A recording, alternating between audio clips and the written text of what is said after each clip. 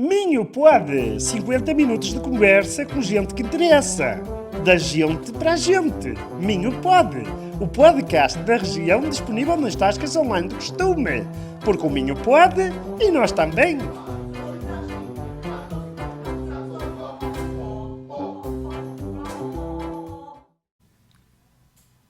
Olá, bem-vindos a mais um episódio do Minho Pode. Hoje temos connosco a Sofia Cunha, que é uma convidada um bocadinho diferente daquilo que nós estamos habituados a ter, porque a Sofia é presidente, penso que és presidente, certo? Sim. Da Associação Terra, que eu fiquei a saber que se chama Tempo de Educar com Respeito, Responsabilidade e Amor, ou seja, Terra tem um significado diferente.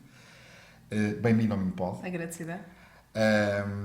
E eu gostava de começar esta conversa para tu falares como é que surgiu esta ideia da Terra. Como é que a Terra surgiu na tua vida e como é que chegou, qual foi o caminho, como chegaste lá? Ok. Então, antes de mais, só para ficar aqui uma ideia, eu estou na Terra desde que ela foi fundada, desde 2016, mas eu não fiz parte da fundação dela. Na verdade, foram outras 3 pessoas, que foi a Carla Carmo, a Elisa e a Carmo, que se juntaram neste processo e eu cheguei um pouquinho depois. Mas a ideia sempre foi ter aqui um espaço de educação para a criança, mas que fosse mais ligado à natureza, com maior liberdade e com respeito. Então, na nossa procura, porque todas nós tínhamos crianças com os seus 2, 3 anos naquela idade de eu entrar para o pré-escolar, então nesta procura por algo que respondesse a essas necessidades, não foi encontrado nada.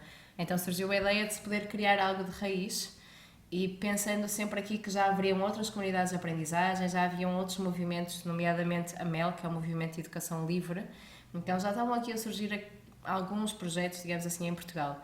E foi neste sentido que se pensou em criar mais um. Assim, inicialmente como uma associação, que seria a forma mais fácil de tornar isto legal, porque não seria uma escola, senão teria que estar na mesma subjacente ao Ministério da Educação. Então seria uma associação em que pudesse ter aqui alguma liberdade, mas ainda assim um contexto legal e oficial. Então foi surgindo a Terra, enquanto Associação de Educação Integral do Minho, mas também com este acrónimo que se diz? Acrónimo, sim. Que é Tempo de Educar com Respeito, Responsabilidade e Amor. E na altura houve aqui uma pesquisa por um espaço que poderia estar livre, pensou-se em Freixeiro de Sotelo, e depois este espaço das irmãs ficou livre em agosto e a Terra abriu em setembro. Então foi aqui muito rápido. Foi.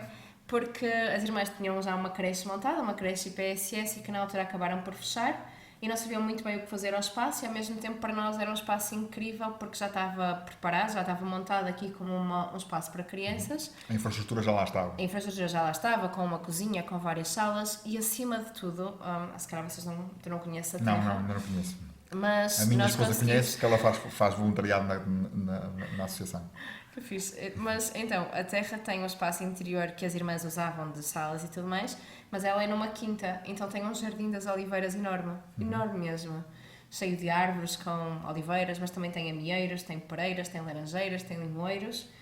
É assim um espaço onde nós criamos aqui, que é, tens um espaço interior, certo, que te permite dar aqui algum conforto às crianças e alguma regulação, e tens todo um espaço exterior para quando elas precisam de outro tipo de regulação, de movimento, de ação e de contacto com a natureza e deste enraizamento. Então, foi aqui o ideal. O ideal. Diz-me uma coisa,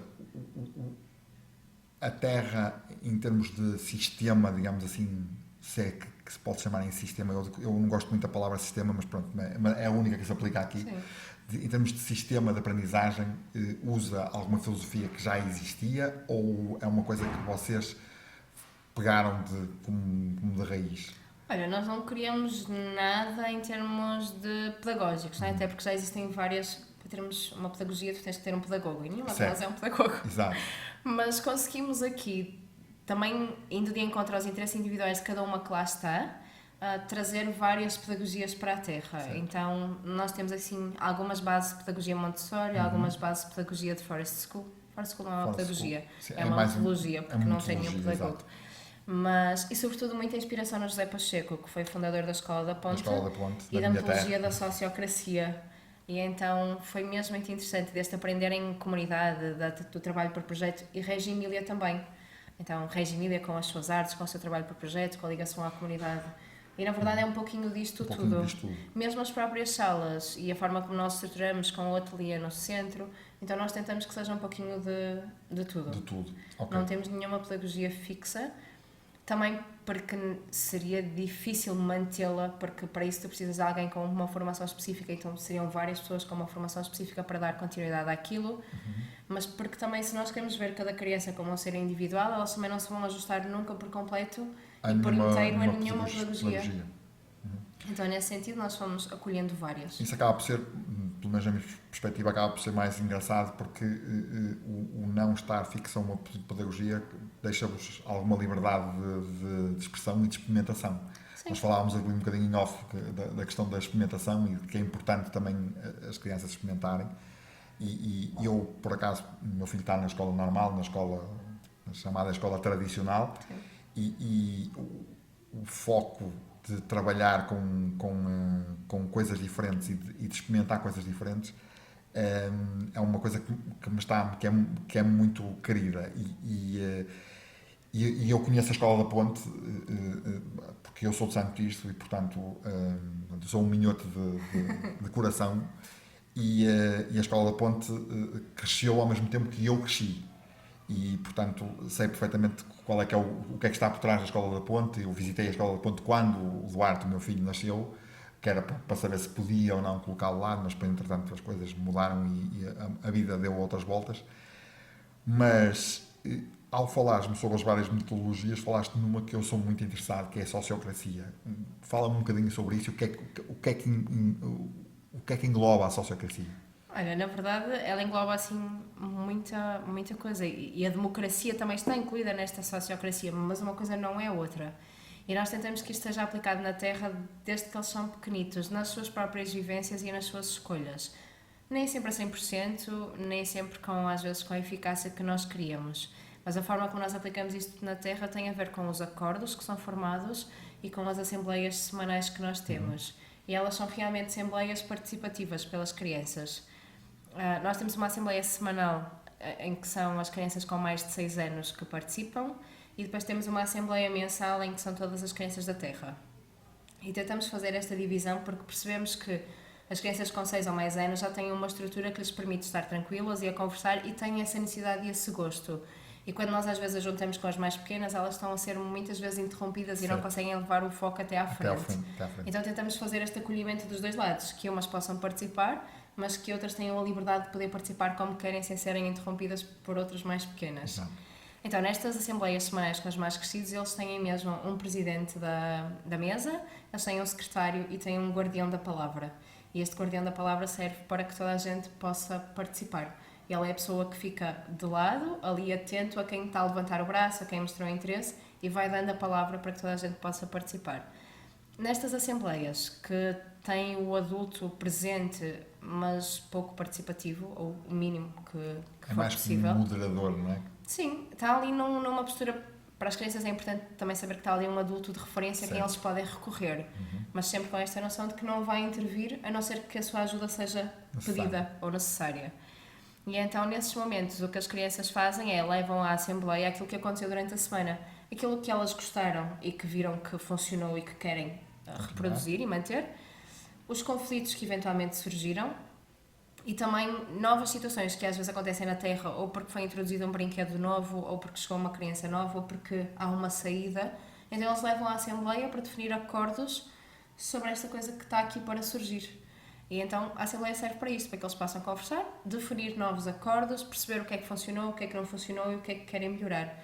Sempre nesta perspectiva do o que é melhor para todos. Às vezes existe aqui a democracia e o ganho de votação, não é? A maioria. Embora nós tentamos que isso não aconteça, porque quando ainda assim é a maioria que ganha, nem todos têm voz.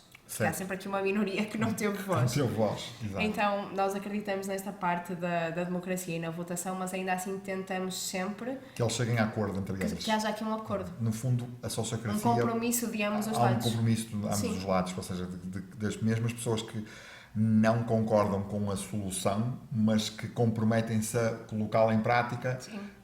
de uma forma mais... Se calhar não concordam com aquela, mas concordam com uma que está a meio. Exato. E o outro lado também tem que ceder. Então não vamos pela votação de ganhou a maioria, mas vamos aqui pelo compromisso de até onde é que eu consigo ceder e até onde é que o outro consegue ir.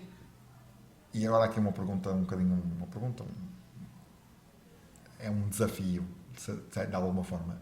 Achas que esta participação, ou melhor, reformulando a pergunta, achas que esta participação vai ter impacto nas crianças no futuro? Ou seja, uma coisa é elas enquanto têm, e eu percebo que quando nós temos, eu lembro-me quando era pequenino, tinha para aí uns 6 ou 7 anos, havia um programa na TV que se chamava mesmo a Assembleia dos Pequenitos. Se calhar tinha outro nome, mas era do género. E era uma Assembleia da República, mas só com crianças. E tinha um adulto que era o presidente da Assembleia, mas o resto era decidido com crianças. Obviamente que aquilo era um programa televisivo, quem participava na verdade eram as pessoas que lá estavam e nós não sabemos qual é o impacto que isso tem. O que eu gostava de perceber da tua parte é o que é que tu achas que esse impacto vai ser nas crianças que estão na Terra. Sim. E que não são só na Terra, porque eu sei que há muitas outras, a Escola da Ponta é um exemplo, que fazem esse mesmo sistema de votação e sistema da sociocracia. Qual é o impacto que isso pode ter no futuro delas? Olha, não sei se há muitos estudos sobre isso ou sequer se há algum, mas é uma questão muito pertinente, é um questionamento aqui, não é? Eu não sei ao certo. A verdade é que tu tens todos os estudos que falam do desenvolvimento da criança que te dizem que tu crias a base nesta altura e que eles guardam sempre alguma coisa. Então a minha esperança é que, no mínimo, as crianças desenvolvam um maior respeito pelo outro e a saber ouvir o outro e a saber chegar a um compromisso também com o outro. Nós conseguimos ver isso no dia-a-dia e conseguimos ver isso quando vêm crianças de fora. Agora, a longo prazo, a nossa experiência é mesmo essa, de que tu consigas construir aqui seres humanos, adultos, que são completos do ponto de vista emocional, social, académico e que consigam depois regressar ao sítio onde estão, ou outro sítio qualquer, e que tenham um igual contributo e que vão perpetuando a forma como foram educados, pelo menos numa lembrança, porque às vezes as crianças não ficam na Terra durante muitos anos. Há crianças que ficam na Terra 2, 3, 4 anos, há outras que ficam mais. Certo. Mas tu tens sempre aqui uma base que já vês, foi. Porque há crianças que já estiveram e que já saíram e que às vezes voltam nas oficinas e elas vão contando e tu vês que elas chegam à Terra e se lembram que há os acordos. Exato. Ou seja, agora estavas a falar de uma coisa importante que é as oficinas.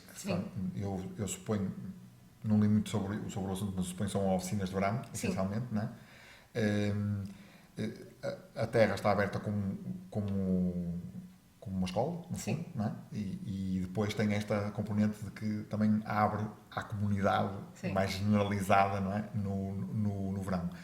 Há alguma diferença naquilo que é as atividades da Terra durante o período letivo normal, vamos chamar assim, e depois estas oficinas de verão, ou são atividades adaptadas já daquilo que é o vosso dia-a-dia? Sim, algumas coisas mantemos. Há estruturas que são da Terra e nós mantemos, por exemplo, os Guardiões da Terra, que é um movimento que depois do almoço todos eles são responsáveis, há um grupo responsável por tarefas, seja do composto, de levar a comida às galinhas, de preparar a roda da tarde. Estas partes mantêm-se. A forma como nós nos alimentamos e como as crianças se servem, mas há a estrutura da Terra que se mantém. E ainda assim, nas oficinas de verão, da Páscoa ou do Natal, porque temos os três momentos, o que acontece é que nós trazemos mais saídas, ainda assim direcionadas para aquilo que nós acreditamos, mas tentamos proporcionar diferentes experiências, mesmo às nossas crianças, porque é um momento em que nós às vezes conseguimos mais transporte, ou conseguimos mais recursos, então conseguimos trazer aqui mais saídas, mais experiências, mais vindas também, mais entradas de pessoas para virem, tivemos fotografia, por exemplo, tivemos o rancho, ou seja, pessoas que também vêm à Terra acrescentar algo. Certo. Mas ainda assim, sempre numa dinâmica que é a Terra. Que é a Terra. Mas tem menos estrutura. Imagina, durante o ano as crianças têm uma maior estrutura do que é que vai acontecendo nos diferentes dias e das escolhas que vão tendo. Ali acaba por haver menos escolhas e ao mesmo tempo menos escolhas, sabes? É engraçado que é mais livre, mas tem menos escolhas, porque nós já preparamos mais ou menos o dia. O dia, exato. Então já não há assim tanta liberdade para as nossas de escolha. A pergunta também foi porque eu percebo que quem lá está e depois continua nas oficinas de verão, já sabe, digamos assim, não vou chamar de cor e certificado, que eu não gosto muito dessa expressão, mas já sabe o que é que espera, sabe as rotinas, tem as rotinas normais. Quem vem de fora não tem as rotinas, portanto, obriga-vos a vocês a preparar um bocadinho mais as rotinas deles. E um bocadinho falaste no facto de eles terem as tarefas ligadas à terra, À terra elemento. mesmo. Eu sei que tu tiveste uma formação na área da permacultura. Sim. E gostava que me falasse um bocadinho sobre isso. O que é a permacultura e o que é que ela pode trazer de melhor para a nossa sociedade, principalmente para a sociedade atual, sim, que temos tantas dificuldades, tantas coisas que nos vão falando no dia a dia com a questão ambiental e com a questão da sustentabilidade, e também de uma outra coisa que me parece cada vez mais premente, que é de estarmos mais próximos daquilo que produzimos, ou seja, que o consumo seja mais próximo daquilo que se produz. Sim, e fala-me um bocadinho, também um pouquinho mais isso. consciente. Então, nós não aplicamos a permacultura na terra em si, mas eu tento introduzir alguns dos princípios da permacultura, porque permacultura não tem só a ver com a agricultura, tem a ver com o cuidar do espaço e com o cuidar do planeta Terra, mas tem muito a ver na prática com a forma como nós cultivamos, com a forma como nós interagimos com a Mãe Terra. E neste sentido, não é? O respeito pelas colheitas próprias no tempo próprio, pela consubstanciação, que é o sentido de tu vais, ou seja, abolir a monocultura. Certo. Então, tu vais cultivar uma grande variedade, não é? E daqui tu falas da agrofloresta e de outros sentidos que vêm para aqui. Mas no sentido em que nós tentamos ter uma horta, que na horta tenha os vegetais e tenha as frutas e tenha as flores, que são extremamente importantes, e tu consegues colocar plantas que favorecem o crescimento de outras, e tu consegues colocar plantas à volta que eliminam determinadas pragas, seja da mosca branca, seja do piolho, seja do pulgão, seja de... E eliminam de uma forma natural. Sim, porque são repelentes para determinados animais. Certo. Então, neste sentido, tu nunca interferes com a dinâmica da natureza.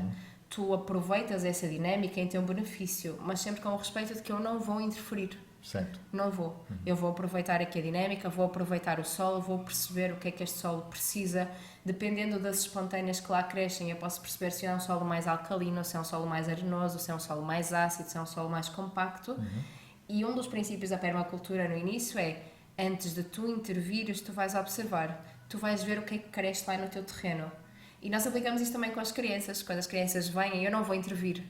Eu vou observar o que aquela criança me traz. Exatamente. Então, enquanto adulto, os primeiros tempos daquela criança nova são de observação. O que é que esta criança traz com ela? Eu não vou chegar lá e depositar coisas e introduzir coisas. Exato. Eu vou chegar lá e vou observar. E nós fazemos o mesmo com a natureza. É um livro muito, muito interessante que eu acho que é transversal a todas as nossas áreas, que é A Revolução de uma Palha, que é de Masanobu Fukuoka. E ele foi um japonês que introduziu o método da agricultura selvagem, digamos assim. E o questionamento dele ao longo da agricultura foi: e se eu não fizer? Não é e se eu fizer, é e se eu não fizer? E se eu não mexer? E se eu não lavrar a terra? E se eu não arrancar as ervas? E se eu não introduzir pesticidas? E se eu não introduzir adubo? O que é que acontece? Então nós fomos no retirar. Estamos numa fase em que temos tudo que é aditivado com B12, com vitamina C, com cálcio e não sei o quê, porque chegamos à fase em que temos que introduzir tudo. E precisamos trazer o questionamento ao contrário, e se eu não puser? E se eu não mexer? E se eu deixar acontecer?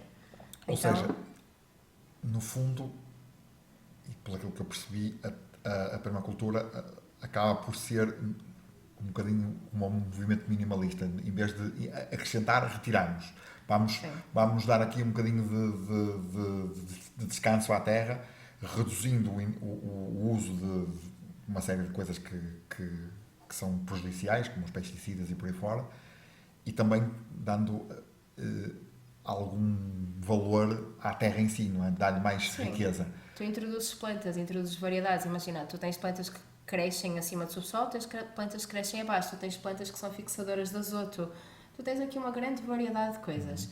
E a permacultura tem princípios específicos, tem procedimentos. Claro, quando tu queres aqui remodelar e repovoar aqui um solo, mas ele tem princípios muito interessantes, como a partilha do excedente, como a não interferência na natureza. Isso é muito bom de se ver, porque nós, enquanto seres humanos, nós somos muito ensinados para a ação, para mexer. Nós chegamos a qualquer lado e vamos ter que fazer. Então, muitas das vezes, mesmo na horta com as crianças, aquilo que eu ensino é, nós entramos na horta, ou no espaço da horta, ou o que for, e o que é que nós vamos fazer? Nós vamos observar, nós vamos esperar, vamos ver o que é que nasceu, o que é que não nasceu, o que é que morreu, o que é que precisa de ser regado. Não vamos entrar por ali e já começar a fazer. Não, Exato. vamos parar, vamos observar e vamos ver aquilo que a natureza já faz.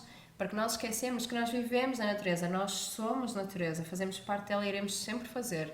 Então, se nós aprendermos a conviver com ela e estar em sintonia com os ritmos dela, para nós é muito mais fácil. Porque fazer crescer tomates no inverno é um desafio. Pois. Então, Exato. esperamos. Fazer crescer melancias cá no inverno também é um desafio. A planta não brota.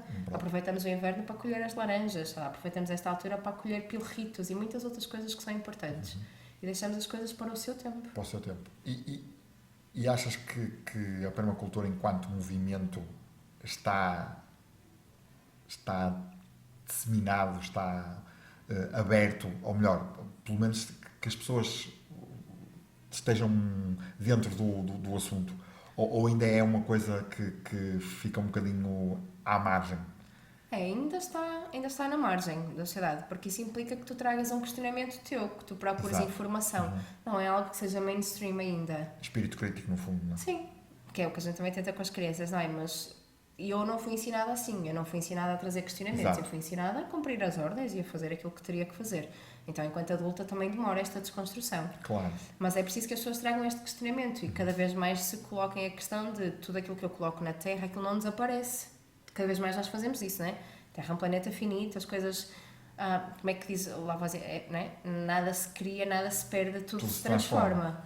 Então, os pesticidas que nós colocamos lá na fruta, eles também não desapareceram só porque aquilo cresceu. Eles continuam lá e nós continuamos a ingeri-los e eles continuam a fazer mal. E cada vez mais temos as associações do glifosato a vários tipos de cancro. Mas ainda não é o suficiente. Porque não é isso que está acessível. Não é aquilo que eu posso comprar e eu também não... a maior parte das pessoas moram em apartamento, não têm a possibilidade de cultivar. Então, a permacultura está a surgir agora, há vários movimentos, vários cursos, mas ainda está aqui à margem da sociedade, nem que mais não seja, porque também tu tens sempre aquele questionamento de então, mas era assim que o meu pai fazia e foi assim que eu aprendi a fazer, e porque é que então eu aprendi tudo errado? Eu andei 20, 40 anos a fazer tudo errado. É difícil tu admitires isso. Mudares mentalidades. E admites para ti próprio, que durante 40 anos eu fiz disparate e agora vem esta aqui dizer-me que não é nada disto. Exato. Então ficas naquela de, não é, mas pronto. É interessante porque cada vez mais nós temos que nos preocupar, cada vez mais esta discussão vem à tona, não é? E eu, muitas vezes, quando vou ao supermercado, e mesmo quando não vou ao supermercado e vou até a uma frutaria local ou vou a um vendedor na feira, e tu notas diferenças drásticas entre aquilo que é a fruta da época e aquilo que não é a fruta da época. E muitas vezes estamos a comer, sei lá, mangas que vêm do Brasil e que nós não sabemos como é que elas vêm e como é que não vêm, e este questionamento também é difícil de fazer porque depois temos o problema económico que está associado a isto, não é? Sim. Que é, a gente chega a um supermercado ou chega a outro sítio e a fruta é muito mais barata do que se formos comprar uma fruta que foi produzida biologicamente, e depois é difícil de compararmos uma coisa com a outra. E nesse sentido eu gostava de colocar aqui uma espécie de pergunta que é sobre se achas que na questão da permacultura e na questão destas questões do planeta, e que são importantes, como é óbvio, se no caso das crianças que estão na Terra, qual é a relação que elas têm com isto, e depois qual é a relação que elas levam para casa. Sim. A interação com os pais, porque os pais é que estão as já... famílias são muito importantes. Exato. E os pais é que já estão formatados, não é? Normalmente é nos pais que o problema está, porque já estão formatados. Eu falo por mim, porque claro. é o mesmo sistema. Qual é a tua experiência nesse aspecto? Nós também começamos logo com a família, porque na Terra, por exemplo, são as famílias que trazem o cabaz de fruta. Então, cada família traz num dia, são cerca de 28 famílias, 30, então cada pessoa traz um dia por mês. Por mês. E logo aí a informação vai que nós privilegiemos fruta local e da época. Pronto, então aí já tem esta questão. No entanto, quando tu falas com as crianças, elas são muito pequenas às vezes para ter consciência do impacto que aquilo tem. Então elas têm um instinto mais primário que é, pá, eu gosto de uvas, ou eu gosto de pêssegos, ou eu não gosto comer- de melões. Exato, por Então, não comer uvas às vezes a uvas gente no traz inverno. muitas vezes este No inverno, questionamento. sim. E nessa altura é o que eu faço, tipo, eu levo-os para a horta e eu digo, o que é que tu vês lá fora? Tu vês maçãs a crescer? Ah, não. Disse, então, mas a macieira nem tem folhas. Nós temos algumas maçãs porque é aquele fruto que nós conseguimos guardar, mas há outros que não conseguimos. Então, normalmente nós trazemos esse questionamento porque nós tentamos ter um pouquinho de tudo lá na nossa mini horta. Então, mas melões e melancias e tomates é aquela coisa que nós perguntamos: olha, vai lá fora ver. Tu tens pés de tomates a nascer nesta altura? Não tens? Tu não tens um único melão a nascer. E isto não dá para guardar, tu vês, ele estraga-se. Então, vais sempre neste processo. Ou então tu vais e vês, quando nós trabalhamos muito objetivos de desenvolvimento sustentável também, tu fazes esta relação da distância e do impacto que tem o transporte. Exato. Então vamos a um mapa e dizemos, olha, estas laranjas vieram da África do Sul. Olha, ela está aqui, tão longe, nós estamos aqui. Elas tiveram que vir de avião. E o avião polui imenso, foi para trazer as laranjas. E elas tiveram que ser apanhadas verdes para chegarem até aqui minimamente compostas. Então, não é uma coisa que para eles seja fácil de entender, porque Claro. sabe, viagens de avião duram 12 horas, eles dizem, mas é rápido. Pois. Mas aos pouquinhos tu vais trazendo este questionamento e sobretudo com aquilo que eles vivenciam e observam na prática. Na prática. Ok. Então tentamos isso. Eu também li um bocadinho ao falar ao ver a tua biografia que tu estás ligado à parentalidade consciente, também é um tema que me é caro a mim, porque a minha mulher também me puxou para esse lado, e gostava que falasse um bocadinho sobre isso e da tua experiência com a parentalidade consciente. Então, ela começou no momento em que eu fui mãe e neste sentido que eu acho que nós preparamos, durante a gravidez nós preparamos toda a maternidade, mas muito no sentido mais de físico e prático, não é? De comprar carrinho, comprar alcofa, comprar berço, pintar quarto, essas coisas todas. E em termos emocionais muito pouco nos prepara para a mudança que aí vem, porque nós vamos acolher um outro ser com uma personalidade muito própria e com um processo e uma vinda ao mundo também muito específico. E se eu senti muito que se eu fosse de encontro àquilo que a sociedade dita que as crianças devem ser educadas, eu estava em constante conflito comigo e com o bebê que eu tinha nos meus braços. Então eu fui questionando também, mas de onde é que isto vem? Existem formas de fazer diferente? Quem é que já fez diferente? O que é que se ouve falar? E foi aqui que eu descobri Carlos Gonzalez, que é um pediatra espanhol que fala muito do apego e da vinculação. Foi aqui que eu descobri Marshall Rosenberg e a comunicação não violenta e que eu absorvi o máximo que eu podia do saber que ele foi criando e construindo. E foi também olhando para a bebê que eu tinha, no sentido de, se o meu instinto de mãe me diz para eu fazer de uma forma, então eu vou experimentar. Porque as crianças os bebés sobretudo, precisam de vinculação, precisam de apego, precisam de contacto, de colo, de carinho, de tudo. E não de uma sociedade que lhes está constantemente a impor regras e limites e a dizer que eles estão a fazer birra e que eles estão a ser mal educados e que eles não estão a manipular. E cada vez mais tu estudas aqui o desenvolvimento e o neurodesenvolvimento das crianças e tu percebes que de facto é o cérebro deles que não está ainda maduro, ainda tem as sinapses a serem formadas, ainda há todo aqui um córtex pré-frontal que tem que ser formado e esta questão social só surge depois disso. Então eles não fazem birra porque querem, mas só que estão num processo de curto-circuito lá dentro. Exato. E cabe a nós adultos Saber lidar com a saber situação. acolher. Então, trazer a criança de volta, trazê-la à terra, acolher os sentimentos dela. E a parentalidade consciente é muito isto, é eu estar consciente do impacto que as minhas ações têm no desenvolvimento da criança e na sua formação. Então, trazer a consciência para aquilo que é. Então, falas de parentalidade com apego, parentalidade consciente, o que tu quiseres. E tudo no sentido de trazer também muito para o teu instinto enquanto mãe, enquanto pai, e trazer para esta vinculação e para este cuidado. E olhar para a criança como um ser individual que é, com as suas vontades, os seus desejos, os seus gostos, e não tentar forçar nada, dar opções, mas não impingir, e não estar ali a forçar aquilo que a criança não quer. E às vezes um exemplo muito fácil é, as crianças às vezes não gostam de usar casaco, não gostam de usar sapatos, e não vale a pena estar ali a insistir com elas, porque é algo que elas não querem mesmo e não querem usar. Então cabe-nos a nós adultos, se vamos sair e sabemos que vai chover ou que vai estar frio, nós levamos o agasalho ou levamos os sapatos. E quando começar a chover, se a criança pedir, ou mesmo sem a criança pedir, a gente propõe, olha, agora queres vestir o casaco? E ela nessa altura se calhar já quer. Já quer, E não já tem precisávamos frio. estar 2 horas Exatamente. antes a insistir que tenho que vestir o casaco só porque eu quero.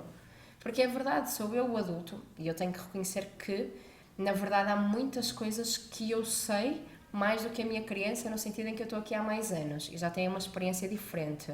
As crianças também não podem fazer tudo. Se ela quiser atirar-se do muro, ela não vai poder. Claro. Se ela quiser atravessar a estrada a correr, também não vai poder. Ou seja, a parentalidade consciente também não é deixar fazer tudo aquilo que a criança quer. É na minha posição de adulto saber quais são os meus limites e quais são os limites da criança e ir fazendo esta gestão. Mas esse respeito também.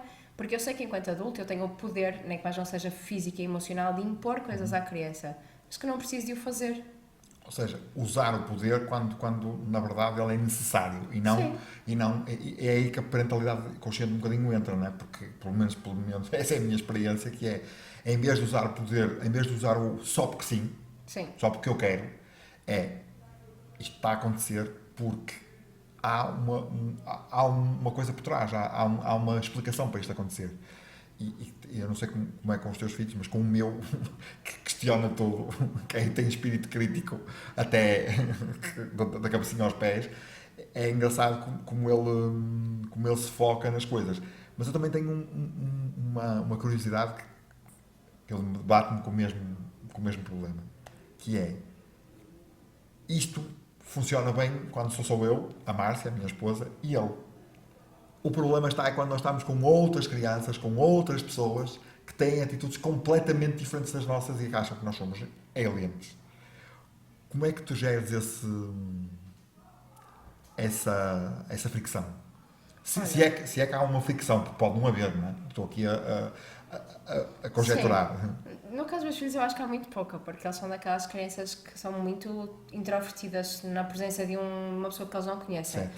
Então não há aqui muita interferência. Mas acima de tudo, a primeira coisa que eu faço é tentar que não haja, não é? O adulto sou eu, o responsável Exato. sou eu. Então eu faço a interação com a minha criança. Se for preciso outro adulto me dizer a mim alguma coisa, está tudo bem, mas a interação primária deve ser minha com a minha criança.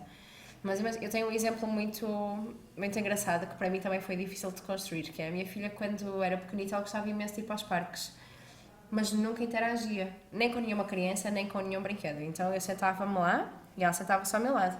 Então eu perguntava assim: não, tu queres ir brincar? E ela: não. Eu disse: não, ou tu queres ir andar no escorrega? Não. Não, ou queres ir embora? Não. Não, ou tu queres ficar só aqui a olhar? Sim. Então era eu, enquanto adulta, sentada e a minha filha ali ao lado.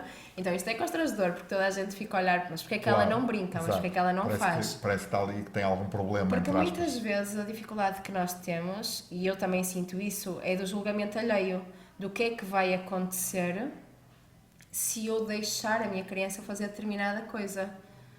Então ficas sempre ali muito apreensivo de até que ponto é que isto vai correr bem. Correu bem. Não é? Houve uma altura, eu tenho uma filha mais velha à noite, depois tenho 2 filhos. E as crianças normalmente adoram vestidos. Os vestidos são uma coisa fácil de se vestir, são coloridos, são bonitos. Então o meu filho mais novo, ele queria muito vestir um vestido. Eu disse: ok, tens um vestido da Noa, deve-te servir.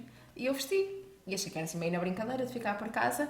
E quando dou para ela, ele queria mesmo assim ir. Sair. E eu: tá bem, ok, vamos para a terra, está tudo bem. É aquele ambiente que de alguma forma é mais... É seguro. É mais seguro. Mais então, seguro, exato. fomos. Ainda assim as crianças questionam lá: mas porquê que ele está de vestido? Olha, porque gosta.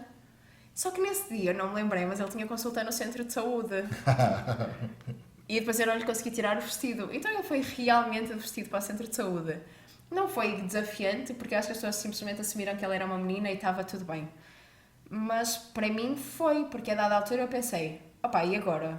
É os bloqueios que nós criámos. Sim, então, mas ele agora vai vestido para o centro de saúde. E o que é que as pessoas vão dizer? E o que é que as pessoas vão perguntar? E eu pensei: então eu tenho que lhe tirar o vestido. Então eu comecei assim: Ari, olha, vamos vestir uns calções e a t-shirt. Não. Eu disse: vá lá, são tão giros, são os calções, a t-shirt, vamos e tal. Não. Eu pensei: ok, ele não quer, ele gosta mesmo do vestido, então ele vai com o vestido para o centro de saúde. Mas é sempre aquela coisa de, não é tanto a interação que tu tens com a criança, mas o medo de ser julgado, não é? Exato, medo perante de as ser tuas julgado pelos ações. outros. Exato, porque é que ele vai descalço, porque é que ele está sem camisola, porque é que ele está a fazer assim, porque é que ela está a saltar, porque é que ela está a subir o escorrego ao contrário. Então tu ficas assim: mas Sim, não se pode exatamente. subir o escorrego ao contrário. Então eu converso sempre com eles: podes, mas se vier uma criança a descer tem prioridade e tu sais. Exato. Mas há aqui um acordo, mas porquê é que não se pode subir o escorrega ao contrário? Eu tive aqui uma experiência interessante nesse aspecto, que é, nós estamos sempre a cair nos mesmos, quer dizer, o ser humano é um bocadinho assim, não é? Estamos sempre a cair nos mesmos erros e, portanto, muitas vezes sou eu que estou a dizer, não podes subir o escorrega ao contrário. Agora já não acontece porque ele já não tem essa, ou seja, já está numa outra idade. Já passou. Não pode subir o escorrega ao contrário. E depois, não, espera lá, porque é que ele não pode subir o escorrega ao contrário? Não há nada que diga, não há nenhuma lei, nada que diga que ele tem que subir, que ele tem que descer o escorrega. E são essas coisas que às vezes são difíceis de nós gerirmos nós próprios, não é? E um bocadinho, falando sobre isto da parentalidade consciente e por aí fora, tu há um bocadinho falaste sobre uma coisa muito importante, tu és doula. Sim. E a grande parte das pessoas, há um bocadinho estávamos a falar sobre a tua biografia e surgiu a história da doula e a Ivone perguntou, o que é uma doula? E Tu agora voltas-me a pergunto eu, pergunta. o que é uma doula? Olha, uma doula é alguém, homem ou mulher, é uma pessoa que presta apoio emocional, físico, académico a alguém que está grávida. E este apoio pode acontecer durante a gravidez, o parto, o pós-parto.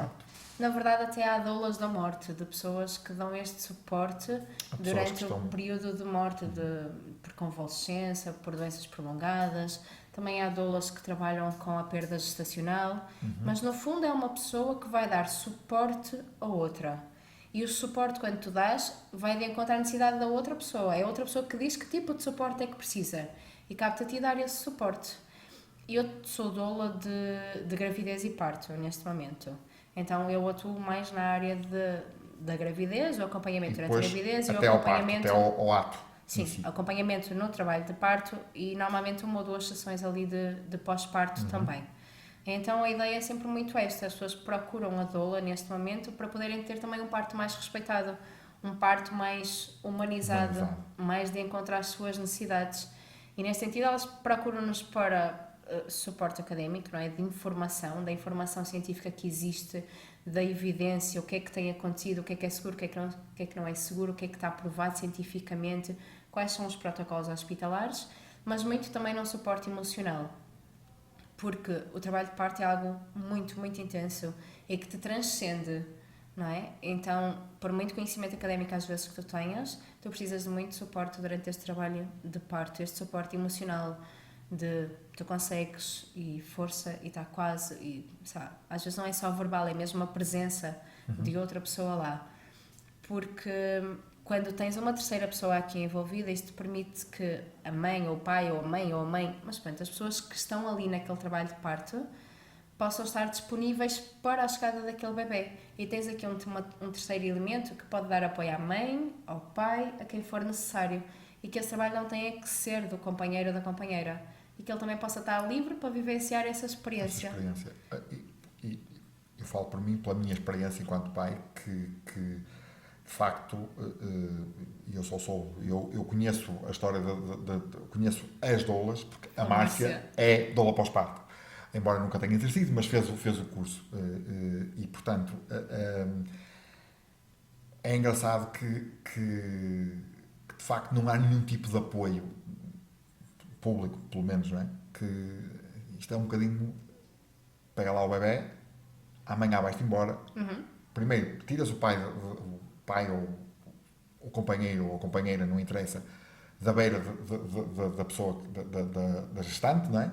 Tiras, leva-lo para cá, manda-lo para casa, para ele vir no dia seguinte, já com a coque, ou lá como é que ele se chama, para levá-lo para ir embora. É uma fábrica, na verdade. E ninguém te explica rigorosamente nada. Quer dizer, às vezes tens a sorte de encontraste uma enfermeira que até te ensinou a dar banho, que até te ensinou a mudar uma fralda, porque não sabes, mas são mais as experiências ao contrário do que essas. Sim. E às vezes até para mim, enquanto pessoa, é-me difícil de perceber porque é que isto não é mais conhecido. Qual é que é a tua opinião sobre isso?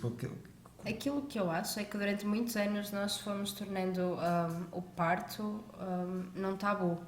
Então ninguém vê partos, ninguém assiste a partos, é algo que está cada vez mais direcionado, agora menos talvez, mas está muito direcionado para um ambiente hospitalar e tu vês o parto e o nascimento como uma intervenção médica. Então tu tiraste todo o contexto familiar, toda a vinculação, e por isso é que cada vez mais nós falamos tem surgido um movimento de partos domiciliares que vêm complementar um pouquinho esta humanização e retirar o parto como evento fisiológico de um ato médico e trazê-lo para um ato familiar, sempre com o devido acompanhamento e com toda a segurança que hoje em dia te é possível, porque há enfermeiras parteiras, ESMOs neste momento, que são enfermeiras especialistas em saúde materna e obstetrícia, que também fazem o acompanhamento de partos domiciliares. Exato.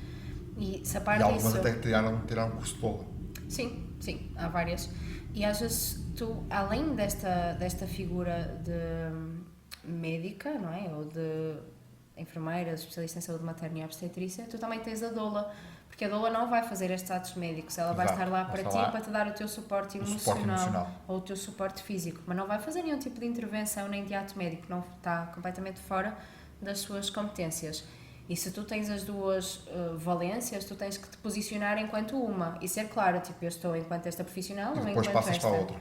Mas isso tem que ficar claro também para a pessoa que tu acompanhas, para não haver aqui esta mistura de informação.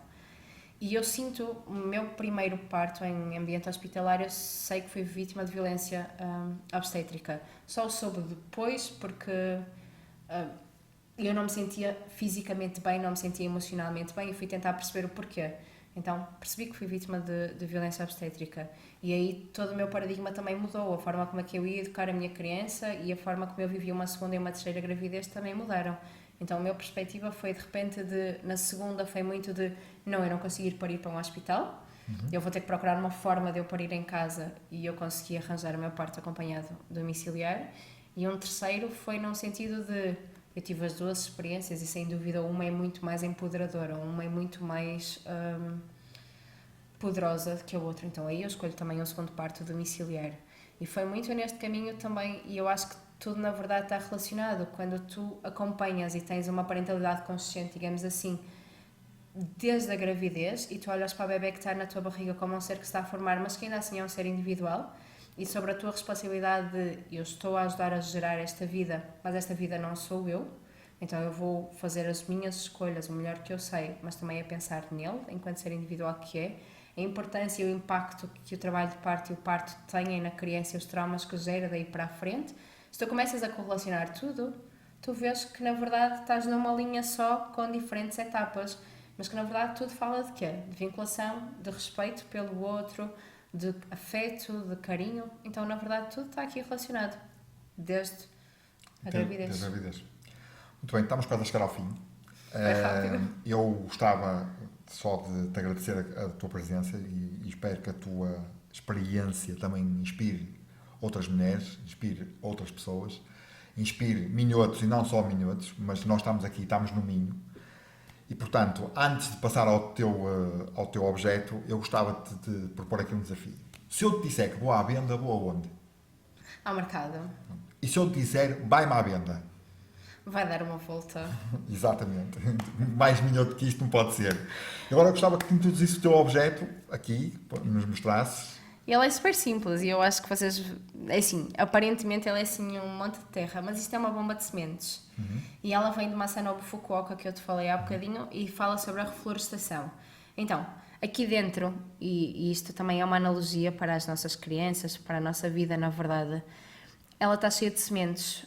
Neste caso são sementes autóctones que nós temos aqui, provavelmente terá bolotas, terá sementes de amieiro, talvez de azevinho e talvez uma outra planta tipo tanchagem ou borragem. Mas na verdade está tudo cá dentro e está guardadinho. E no momento certo, quando isto é colocado na terra e chega aquele período das chuvas, ela começa a germinar. E temos aqui uma variedade enorme. Sim, então temos aqui uma variedade enorme. E se nós olharmos para as nossas crianças também como tendo tudo lá dentro e estando só à espera do momento certo para elas poderem germinar, nós percebemos que nós também não temos que introduzir lá nada. Só temos que esperar e observar e ver o que vai despontar dali. Então, para mim isto é magia. Eu digo sempre isto às crianças, eu não quero a magia de fazer ilusionismo e tal, é só olhar para a natureza e ver que a magia Acontece diariamente. diariamente e esperar pelo seu momento. Muito bem, obrigado mais uma vez, Sofia, pela tua presença e pelas tuas inspirações. Fiquei a saber que agora temos uma bomba de sementes, muito melhor que uma bomba atómica, faz muito Sim. melhor à saúde. E portanto, agora estamos a acabar. Tchau, Laura! Tchau, tchau.